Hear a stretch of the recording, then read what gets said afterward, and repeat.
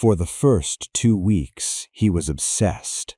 He sent you good morning texts, long paragraphs, and asked about every detail of your day. Then, almost overnight, the paragraphs turned into one-word answers. You are staring at your screen, rereading old messages, and wondering what you did wrong. You did nothing wrong. To understand why his communication suddenly flatlined, we must examine a neurochemical event known as the dopamine cliff.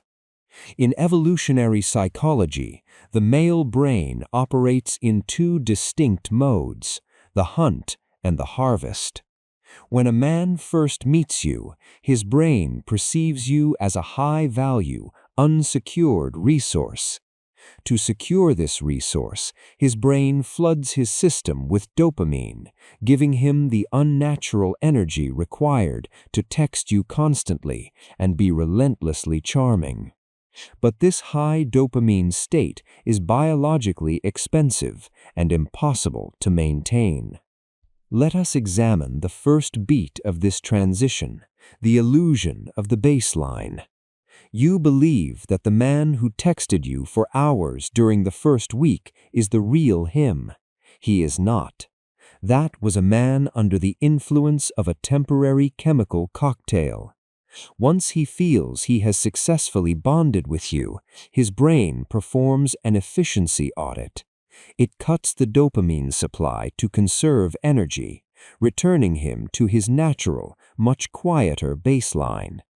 He hasn't lost interest. His brain has simply transitioned from acquisition to maintenance. The second beat is understanding the difference between the phantom shift and the fatal shift. How do you know if he is just getting comfortable or if he is actually pulling away? Look at the architecture of his actions, not the volume of his words. In a phantom shift, the texts get shorter, but the physical dates become more consistent. He trades digital effort for real-world presence. In a fatal shift, the texts drop off, and his physical availability vanishes with them. If he is too busy to text and too busy to see you, the baseline hasn't shifted, the connection has died. The third beat is the anxious feedback loop. When his texts drop off the dopamine cliff, your brain interprets the silence as a threat. Your cortisol spikes, and you enter a state of panic. You start texting him more, asking if he is okay, or trying to force a conversation. To his newly stabilized brain, this sudden rush of anxious energy feels suffocating.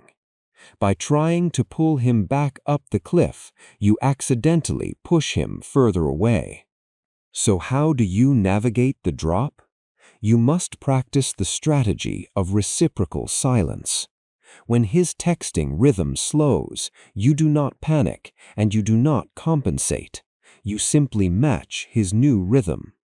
If he takes 4 hours to reply with a short answer, you take your time and you reply with equal, calm brevity. This signals to his subconscious that you are a high-value partner who does not rely on his constant validation for your own emotional regulation.